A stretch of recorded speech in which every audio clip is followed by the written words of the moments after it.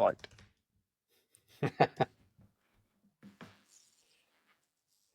This depends on which Richie Nortons we're talking about. Oh, he's in the lobby. We've got it. Patience wins every time. We got there. Wow.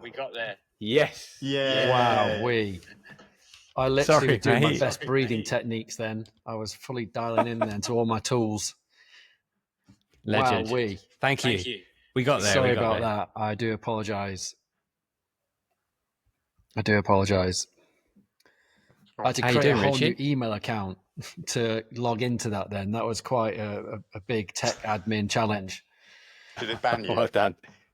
Yeah, that was a challenge. I'm not going to lie. Brief little panic. Not sure what was going on. So just to summarize, I don't know if you were keeping up. Could you see us talking about you? I could, and I was just hitting all roadblocks. I realized I could comment, and that's the only way I could let you know I was actually there, could see, but I didn't realize I was on the wrong link. The link that I was on was the one that was in my calendar, which is what I automatically do when I've got a meeting. So sorry, that was a little bit of a side No, step. that must have been my error. Here we are. So we're live. We've got the performance coaches watching. They're welcome to post questions. Thanks for giving up some time for us, man. We really appreciate it. We'll be in here for like maybe half an hour, 40 minutes. Thanks for having me. I'm glad I could make it. Yeah, appreciate it. It was touch and go, but I was thinking, we're not going to be able to do this justice if we Doug and me talking about recovery for 45 minutes. I'm sure you could. I'm sure you could. So I'll introduce you for those that don't know you. I mean, I think everyone knows you, but Richie Norton is an ex-professional athlete. He was a professional rugby player and now fantastic expert, movement, breathwork coach, recovery expert, works with a huge amount of high performers as well as a large amount of the general population, and does everything from public speaking to running expeditions and retreats. So I'm sure that you do another 100 things on top of everything else. But we would love to dive in as deep as possible on this tonight, on everything kind of encompassing recovery. And I guess the goal from our end would be the coaches watching to give them some great inspiration and tools for their client management, as well as I think just for ourselves as coaches. As you just said, we're needing to practice this stuff all the time to manage stress, manage our busy lives. So would love to be able to take some nice gems away from tonight. And I'd love to start things off and ask the question of what's recovery to you and how do you define it in the current world we're in? You want me to answer? Is that for me? Please. Yeah. Well, it's quite a big thing to unpack, as we all know. Speaking to coaches, recovery, I think, has evolved, which I think has been great. If I look at when I was playing at this high level that I felt it was when I was younger, recovery was jump in that bath, give yourself a little wash down, have a little stretch off. That was about as advanced as it got from my coach. And if I was moaning about a sore part of my body, it would be like, right, sort it out then, aren't you? You better sort it out. He was very Northern, like me. But I remember it vividly in my head. It was like, stop moaning. Just get that down you, and it would be a pint. And it was pretty raw back then, and I mean, I'm not talking about everybody. I'm not that old. But I was never offered an ice bath. I was never offered any meditation or breath work. I wasn't told about sleeping better. Most of the time I was just talked, I was spoken to about just manning up and just sorting yourself out and actually just, getting on with it. So for me, now I look at these athletes and I work with these guys, and a lot of the time they're a bit more like on board with the stuff that I see as more holistic recovery, which is breath work, and it is better sleep, and it is, taking a bit more time to look after those nitty gritties, like the movement and the mechanics and the mobility and the stretching. But it's also the down regulation of the nervous system, which is, become my biggest talking point now, that is having the biggest impact on everybody I work with. I didn't have a clue what a nervous system was when I was 20 odd years old playing rugby. I wouldn't have a clue.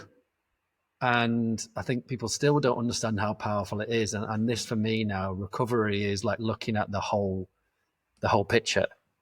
It's not just stretching. It's not just moving the body a certain way. It's not just sleep. It's not just taking something to help you heal, recover, repair. There's lots of different moving parts that I think if you start to nail which ones work for you and double down on those things, it doesn't need to be that complicated. It just needs to be something you balance out as much as you do with the sport, with the actual drills, with the actual training, with the actually specific discipline, because the feedback from that is really, really powerful. And this is me talking about myself here as well. By far, this is the key element to me still being here and being able to function and still compete. I'm about 45 in a couple of months' time, which blows my mind. But the only reason I'm able to do the things I'm doing now is because recovery has been this journey of understanding what's going on inside as much as it is on the outside. Yeah. One of the things you just got me thinking, because I think this area is absolutely massive, especially for high performers and athletes, but it's important for everyone. With your early career where you're saying your coach was old school, he kind of told you to just crack on and like neck a pint and don't worry about your pain. Just like in a way that's also quite powerful because it's simplistic and it's about resilience and just getting your head down. And I think like Rio Ferdinand wrote a great article maybe a decade ago on modern sports science making us less resilient and how monitoring urine in the team and your urine slightly off and I don't know if I can train today, I'm slightly dehydrated. There's this line, right? And you played a sport that's it's very tough on the body and the mind. So how do you approach that? Like, this fine art of looking after ourselves but also coaching resilience and like toughness. And Yeah, it's really, really interesting point, because I work with a lot of tough lads who are still very tough skinned and don't want anything to do with any of the woo woo stuff, as they say. Get away with that woo woo stuff. Just they will tell themselves, I've got to stay in that mindset that I am tough and I can take a lot and I can put up with a lot. They don't want to break the armor. They don't want to show the vulnerability. They don't want to show that they've got maybe an area of weakness that might be picked up on by someone senior that might be then watching them to see if that's affecting how they perform. And those little percentages of differences make a big impact. If someone's not feeling their best, whether it's physically or mentally, it can be seen as a weakness. Unfortunately, that's still the case, which is why it takes usually these guys to come and approach me privately and have a private conversation rather than bringing it up in a team chat or around their peers. So it is a fair point. Recovery and doing things that make people's mental health a little bit better is really, really important.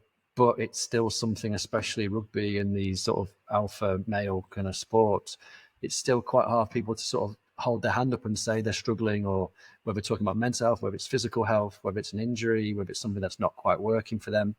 But when you start to unpack that and unlock it, you've also got the source of where their strength is. When I look at this, where their grit is, where their determination is, that extra drive, that because they address it, they use it, they channel it.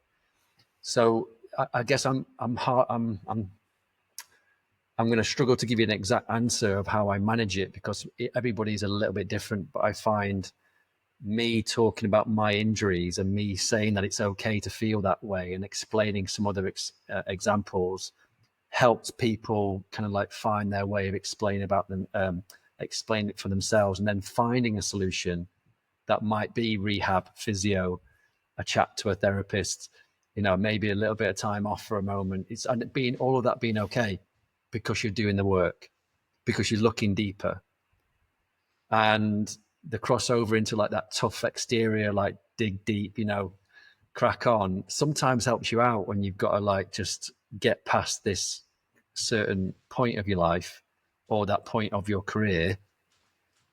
But there is deeper rooted power in that person doing more internal work that I've found now is really where the fire and the grit and the determination, that next level of performance really is. And it just takes a little bit more time, but it's in everybody. Even the toughest cats, I've found, they've the big softies underneath. And sometimes having that connection to that allows them to realize who they actually are, and that character is where a lot of that strength can come from. And I think owning that is really powerful. Can I just ask you then? This will probably be quite interesting coming from you. So you referred to two things there, like we'll take that avatar, that tough male type. But obviously, this can be drawn parallel to any A type. And you mentioned woo woo, right? And I know you're working with a slight bias because presumably people are going to come to you, even if they're tough guys, they're going to put their hand up and say, look, they've taken that first step. It's an interesting one because I find in clinic quite often you can see someone in front of you and they need that recovery, but they might not know they need that recovery.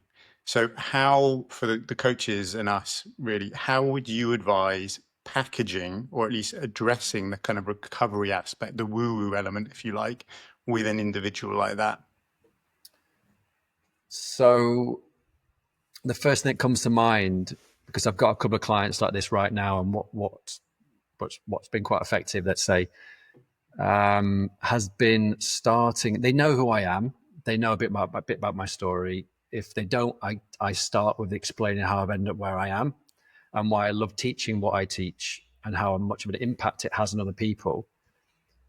But if I find there's resistance there, or you can see they're not quite adopting, the idea of being a bit more woo-woo in that spiritual chat, I don't tend to bring that up at all. I start with the facts. I start with the body. I start with the mind. I start with the emotions. I start with the nervous system. And I start with how all those things affect the physical body. And if I want that person to be better and they want to get better and they want to heal or they want to perform better, I will explain how these things have a knock-on effect. And if you're missing this key part of looking at how your nervous system plays a big role on your focus and your energy and your recovery and your stress levels and your focus and your ability to heal and start to get into the best version of that, of you, you're missing a huge part of where your edge is. So if that person wants to be the best at, whatever they do, they need to take it seriously. So I'll find a way to bridge the gap to understand what's actually happening with their muscles, with their breath work, with their movement, with the oxygen, with the cell repair, with the focus, with the mind.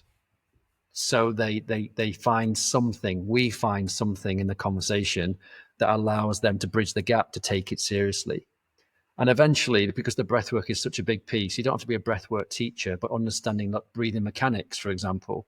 A lot of people still think woo-woo-y breathwork is for yoga teachers, is for people that, walk around with beads and long robes on. But breathing mechanics, the first thing I learned when I was doing my rehab, that gave me this insight that I wasn't breathing properly at all. I was a massive mouth breather, sleep apnea, loads of issues. My breathing mechanics, my lung capacity was like half what it should be because I was really shallow breathing and just relying on my pure performance and output and grit.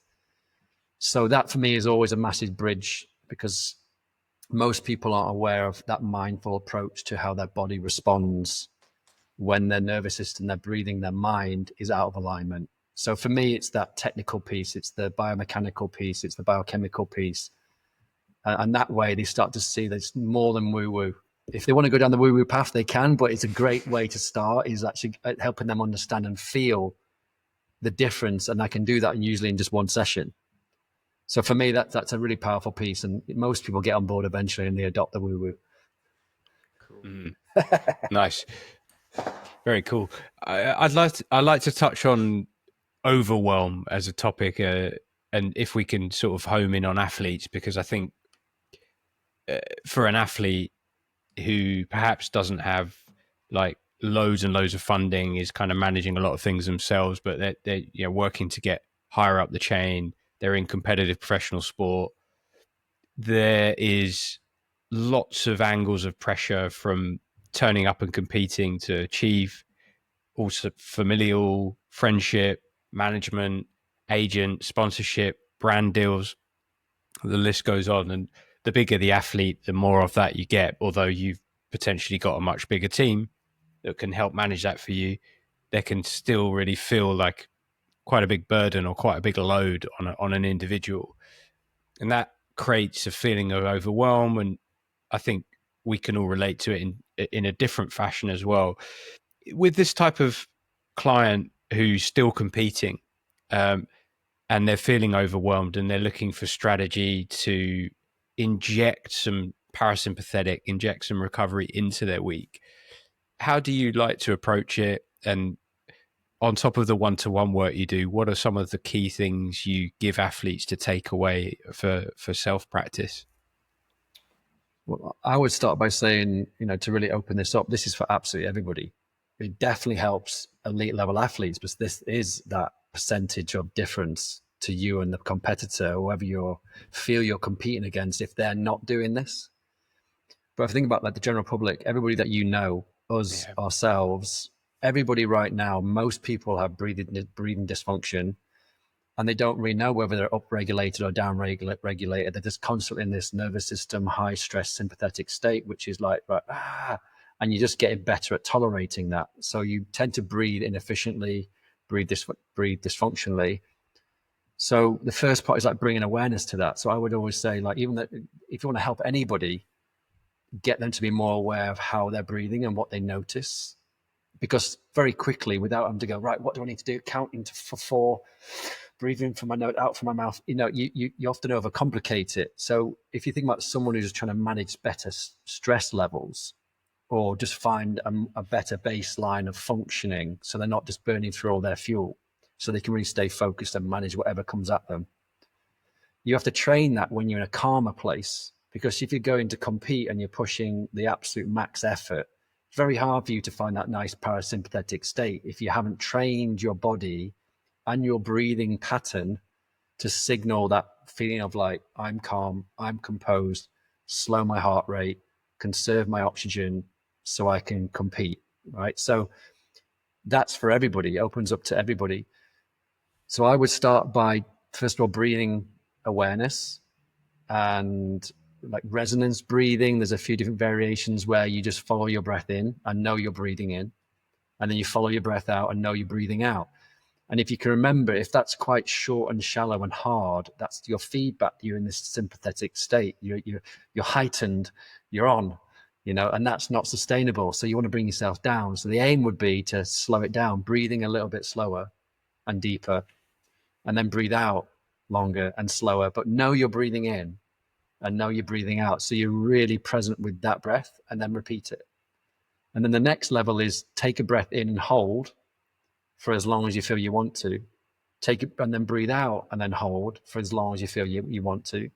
And if that's really hard, again, that's feedback. So if you think as you go through the day and we're focusing, we're doing our work and we're rushing around town and we're doing our things, it's all over the place if we're not paying attention. But all it takes is that person, because they're training and they're more self-aware and it matters to them, to go, oh, actually, I haven't checked in with my breath.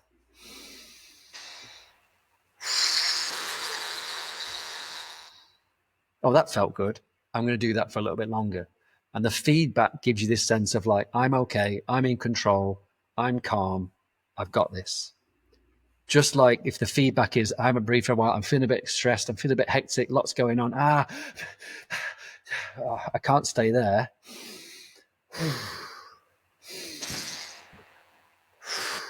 So you're self-regulating, and that is the most powerful way, without complicating it, for someone to grab a hold of that moment and that moment in time in the day, and do that in as many different times of your day as you can. And I promise you, it just becomes like a subconscious thing that you're just like this Jedi where you just got this composure, your mouth is shut, you're breathing really silently in and out the nose, and you're super calm. And you feel it and you notice it. And you never want to be out of that state. But when you do, you know it. So you can correct it really quickly. That is one of the biggest, most powerful tools. And you can have that for free that I give anybody for optimal performance. I think we need to stop overcomplicating it. I've got many more. Yeah. But that's just, I just find that's an easy way for someone to go, so okay, good. Yeah. breathe in, breathe out, Yeah. So if you say breath work can make me a Jedi, done. That's basically it. It gets every Star Wars fan every single time. We all know what a Jedi is. Yeah. So we can't not ask you this, because Rob would cry at the end. how do you utilize, because he's a big fan, how do you personally utilize cold therapy, like ice baths, in with, a strategy when you're working with someone, with groups? Yeah, great question, because it's something that we're still learning about. It's something that we're still exploring. I wouldn't say one size fits all. I don't think it is for everybody all the time. I don't think it's for a particular person. I personally use cold. Um, I mean, I've sort of played around with it in many different forms. My journey started when I was with Laird Hamilton in LA once, and he threw me in unprepared, and I almost had a panic attack, freaked out. It lasted about 20 seconds. I never wanted to go in there ever again. And it's just a good example. I use that is because without the preparation, without knowing what you're doing, without knowing what the outcome needs to be, he was just messing with me because he knew I was a coach and he was just trying to mess about with me. Anyway, fun story to tell, because we then went into a sauna, which was like 220 degrees for about half an hour, and I started shaking, almost passed out. He thought, you probably need to get out, lad. He's definitely not Northern, but it was just talking about the extremes. Do you know what I mean? It's like these people doing these things because they're trendy and someone's seen them on Instagram or whatever it is. I think there needs to be this awareness of like, what are you trying to achieve from that? Do you know why you're going in? Who's teaching you? Who's coaching you? Why are you even there? What's caught your attention? Do you understand what you're trying to get from it? And I think that's where it becomes a bit more experimental, but also explorative for someone to go to extremes to test your resilience. For me, there are, if we talk about the cold, I want to talk about the sauna as well, because I feel like they come hand in hand. It's a great tool either way. But the cold, we know it's a great way to test your parasympathetic ability to respond to immediate stress. Heat stress is a little bit slower. It tends to build up gradually. We get used to sweating. We kind of know we're hot. But cold feels so foreign. So getting to the point, I like cold because I like the way it invigorates me when I get out. I like the cold because I allow it makes me feel very present in the moment. I don't feel like I need to be anywhere else other than surviving in that cold. And I love that it allows me to challenge getting control of my breath, to be present, be connected, be in the moment. On the flip side, because I'm not pushing the absolute limits, and I don't tend to get anybody to push the limits that they don't feel comfortable with, I feel like everyone then can find their edge. Obviously, there's the things like, making sure that person's not about to have a heart attack and they're not already manically panic, stressed, anxious. You're going to cause more dramas. But someone who is healthy and looking to add a ritual into their week, what a great way to test someone's resilience. What a great way to reduce some inflammation and some pain maybe, and to, feel invigorated after a big workout. Or what are you trying to achieve? So for me, it's that piece of education. Why am I going in there? What do I want to achieve from this? Is it just me just wanting to create a little bit of a energy boost? I get this real rush of endorphins afterwards. I feel like, wow, not something you want to do late at night. Some people, a little dip after the sauna just to cool things off. Yes. So you can see there's so many variations. I think a lot of people miss what happens to the body when you go in for a certain amount of time. And also knowing, can you breathe? Are you under control? Do you know how to regulate? So there's such an important pre-awareness piece that when I didn't know it, I just freaked out and I hated it. Whereas I think if people know that they can prepare properly, they know what to do and they know what to do afterwards and they do it safely, I think it's a great bit of kit. I think I love it personally. Yeah. Yeah. I think, as you say, the industry is kind of learning quite quickly, and we don't know that much. We're learning more and more. We now know probably that heat stress and hot baths are probably better for muscles. The cryo link to the immune system isn't sort of still very theoretical, because you look at Wim Hof and how he says he's never been sick, and you can't deny that that's pretty powerful alone.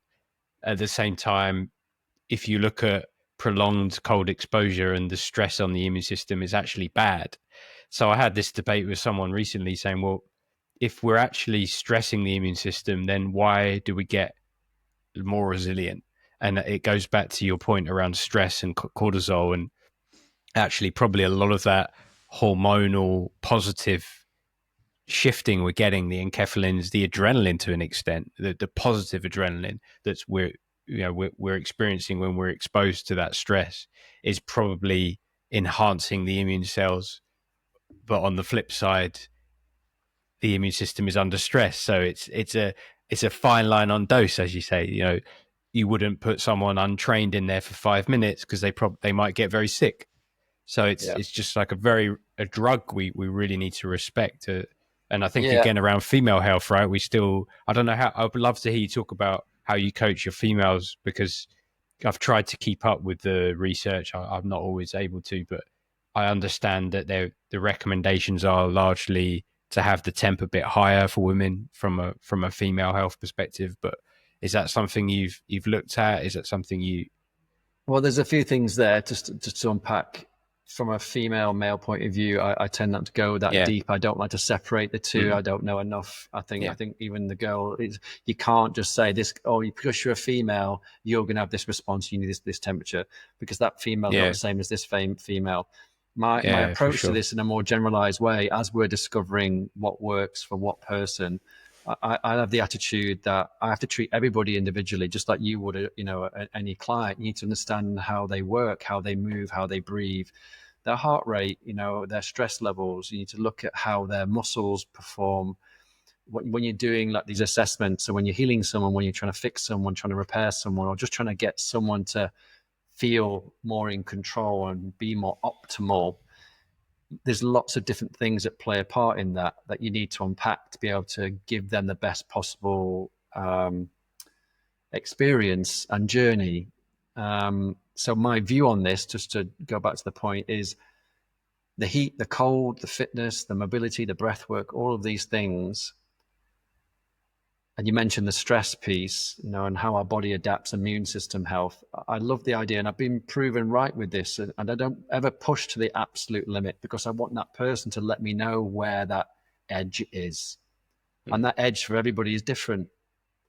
So for me, like cold stress, heat stress, training stress, mental stress, we know stress is good. We know stress is that boundary where connections are made, where the body has to work a bit harder, synapses, all these neurological connections when we stress the system, the fibers of the body, and the stress there when we're trying to grow the muscle, the breathing stress. When we find the edge with that person, if we're talking about the individual, and they feed back to themselves and they listen and they observe what happens to them, they tend to get this internal guidance that that's too much, or I'm actually okay there. I'm on the edge, but I'm still okay, because they've got these other tools to guide them a little bit further. So you make that breakthrough, which is why I think like the immune system improvement and the stress resilience comes from that person regularly going to the edge of that stress level and knowing that everything's okay, physically, mentally, emotionally. And then they know they can go a bit further. So they build these stronger connections, this confidence. And that happens on a physiological level, chemical level in the brain. Oh, I'm okay here. I don't need to panic. Everything's all right. My nervous system can stay in a nice, calm place. And I just love that approach, because that means everybody has the ability to find their edge. And then you just give them the tools and the practices to find that next one. Cold, heat, training. You can see how it all correlates, right? I just feel like that's it's definitely worked with how I coach people, because it means you never push them mentally past their comfort zone. So they just trust the process a little bit more. There's no fear, there's no tension, there's no hesitation. And then you gradually, progressively overload that muscle or that stress or that range of motion when I'm doing movement mechanics training. And I just find that's a really nice way to look at all the research and look at all the studies of things that are happening, and then go, okay, well, let's try that. Let's try that as well. How do we respond? Because everyone, unfortunately, is different. There's not just one size fits all. Otherwise, that would make life easier. But I love that experimentation that you have with every client, that potentially could open up a whole new doorway, because they've not thought about it in that way. They've already put it off. They've already put their mind off it, or they've already had a bit of a roadblock there.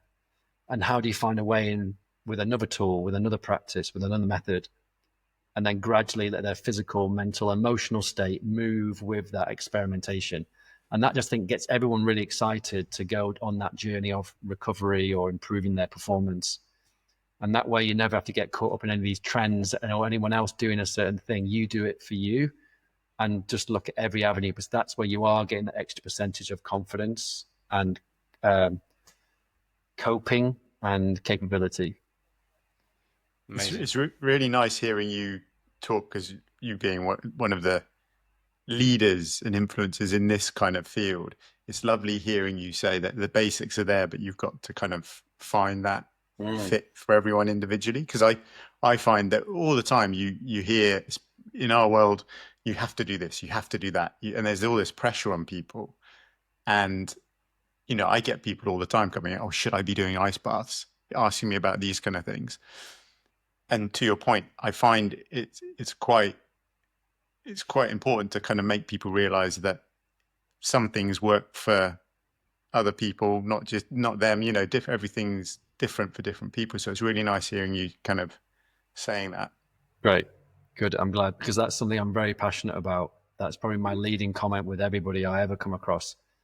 I think it also helps people just navigate the minefield and the wild west that it is, and start to be more intuitive about what feels right and just go on that journey. And it's a lifelong journey.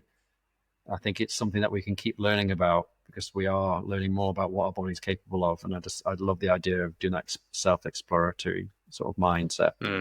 Where do you think, just interestingly, where do you think, obviously, like you alluded to at the beginning, this is a growing, more popular field. Where do you feel it's going to go next? Because you could probably argue, there's more exposure for breath work now. Not for one moment am I saying breath work hasn't been around for forever, but it's only kind of just started to gain popularity. You can say the same for cryotherapy. Maybe that's a new buzz that's come in with its value. Where do you feel maybe the next add-on, if you like, or kind of venturing into? I mean, there's a few interesting things going on out there that I'm trying not to get distracted by, because again, there's not enough evidence yet, and I also don't going to get caught up in all those trends either. I'm a big believer. I mean, it has been around for quite some time, because we are getting a bit more open-minded about what the body is capable of, and the mind. And when you tap into what you're capable of, not just like self-talk kind of a thing, this is a deeper rooted ability for you to ask more of your body when you tap into that conscious connection to this muscle and your breathing and everything, like as one, working optimally. Because most people are stuck up here. They've got a great tactical mind, thinking mind, analytical mind, but they're disconnected from what their body could be doing because something's not firing.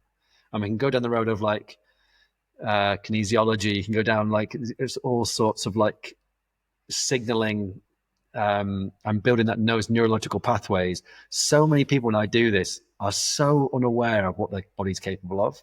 And because the mind signals to the organs to function at their best, I feel like that's a place that is going to unlock so much more when people start to understand and really give that the respect it deserves. Some people are doing this already. It's been around for a very long time, but so many people aren't. And even people at the highest level. So that's one thing that I'm looking forward to unpack, because breathwork and mindset and the whole mental piece, mind-body connection piece, is a big one. But along with that, fascia, we have fascia. We're told that we have this connective tissue that connects everything, and everything's connected. A lot of people have got no idea how connected that is and how key that is, and how people move, how people breathe, how people form, how people age, either age well or age badly. So there's a much bigger conversation to be had when people start to use their fascia connection to support explosive movement, dynamic movement, strengthening of joint movement, ranges of motion for just everyday people. Never mind the absolute elite. It's the difference between someone jumping a certain height, running a certain pace, being agile, if we talk about the elite level. And so many people aren't training it. So for me, what I'm excited about is all this coming together where you are like a bionic human being, because all of these things are firing at the highest level. And I feel a lot of that is that deeper work and that self-awareness of the movement and the connection while you move and being really in tune. And that maybe is moving into more of like the deeper, more holistic way of training. But if you look at the elite level athletes, the people that are trying to find that edge, they're doing that already. They're tapped into this already. They've unlocked that secret, and that's why they are the best they are. So yeah, I haven't mentioned any tech there or anything, any fancy trends. That's more really about the body. But I guess I thought you might. But I just feel like that just allows it to be more accessible. Yeah. And I think that's really powerful. Just to say, guys, we're probably just coming up very shortly to the end of the live timing. So I don't mean to cut you off. That was actually a quite a nice question to finish on. Right. Huge thanks, Richie. I mean, we could probably sit here for 5 hours, but I know you're a man who prioritizes your sleep, so you're going to do your evening routine now, and we thank you so much, man, for coming on. Really appreciate it. Oh, thanks for having me. It's been great. I always love chatting, as you can